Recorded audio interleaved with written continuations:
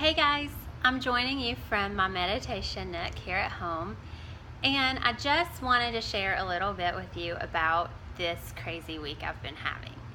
I don't know if any of you have been having a crazy week, but I know mine has been totally bananas, and it's brought a lot up for me, and I just kind of wanted to share a little bit about what that's like for me and to maybe offer you some encouragement. So, what I think started all of this off for me is that we enrolled our son, in a new school this year. And he's still in Montessori, but we decided to switch him to a little bit bigger school, and I had a few other options that his other school didn't. And this was a very conscious decision for us. We toured schools, we talked to all the administrators, and we felt really good about the decision that we made. So I really did not anticipate having all of these emotions and this doubt and wondering and just honestly thinking, did I fuck my child's life up? Like, have I totally, completely, screwed him up, and is he going to be in therapy one day because I made him change schools when he was in 3rd grade? And I know that might sound just totally crazy, but we moms sometimes just worry a little bit, I think. And I think it's human. And so instead of being totally judgmental of myself, I just recognized what was going on. And Tuesday, when he got home, that was his 2nd day of school, and he was telling me about his day, he kind of got emotional and he said, "Can't I just go back to my old school?" Oh, it broke my heart. And I immediately texted my mentor because I could just feel myself, Felix, be good. I could just feel myself going into a space that wasn't really going to be healthy or supportive for either of us. And thankfully, I have an amazing, amazing mentor, and somehow I have been so fortunate to get to meet her and to call her my second mom. I love her so much, and she's always there for me when I need her. So she texted me back and said, yes, I can talk to you tonight. And that was just all I needed. I just needed that one little boost. So after talking to her, and even during my conversation with her, I could feel myself, I could really become more objective about what was going on. Because as this mom who has a crazy amount of love for my child, I just didn't want to see him in any kind of angst or fear or questioning or wondering. I just wanted to pull him out of that and protect him and keep him my little baby and make everything okay. But the truth is, and what my mentor really helped me to see and reminded me of, because I already knew it, right? Most things we kind of know, and we just need a reminder. And she reminded me that anytime we do something new, it's scary. And sometimes there's a part of us that wants to go back to the way we've already know, and the things that we know and what we've been doing, because that's comfortable. And that may not necessarily be the best thing for us, but there's a comfort there. And if we never went and tried to do something new and put ourselves through that little bit of fear or angst, then we would never grow or expand. And, she really reminded me to come back to that place where I made a great decision for my son from a very conscious place.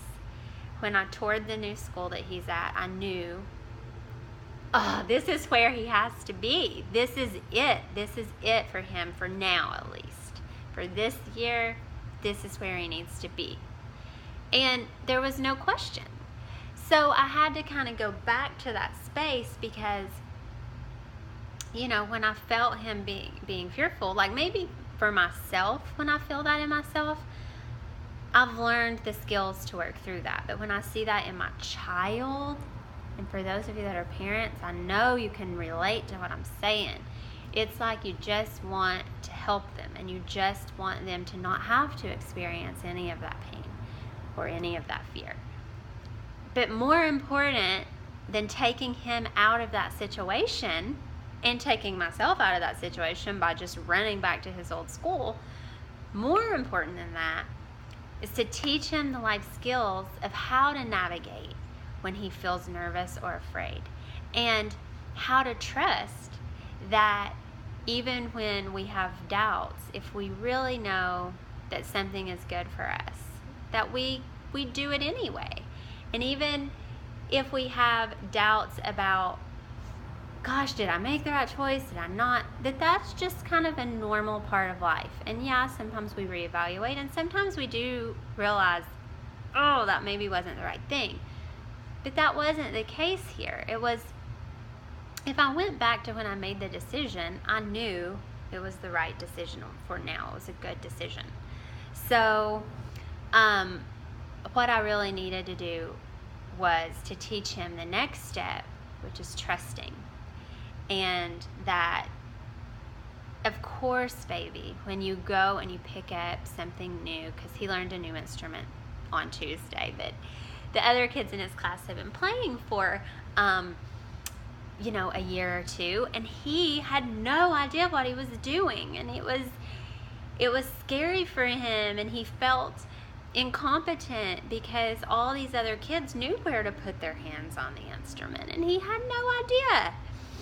And so my job was really to say, oh, I know that was so scary for you, love, and wow, you did it anyway. Like, how awesome. You are so brave. You're courageous. You did it. You did it. And did you enjoy it? Was it fun? Show me what you learned. Show me how to put my hands on there, He came home yesterday and he was so happy, okay, right? Because Tuesday we had gone through all of this, and thankfully my mentor helped to get me back on track. So Wednesday morning, I reminded him, just try to think of like one thing that you can do today that will make you feel happy. And just do that one thing today when you're at school. And so he came home, and, well, actually when I picked him up, but we talked about it later, I noticed in his bag that there was some knitting stuff.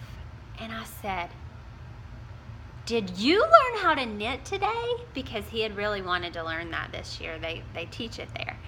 And he had this huge smile on his face, and he said, I did. I learned how to knit, and Mom, this is what you do. And he was just telling me all about it, and I said, you're going to have to teach me how to knit. Can I get some knitting needles, and will you show me? And he was so excited and vibrant, and he remembered how exciting it was, even though it was a little scary at first, how exciting it was when we really talked about things the night before, how learning something new, you can move into excitement.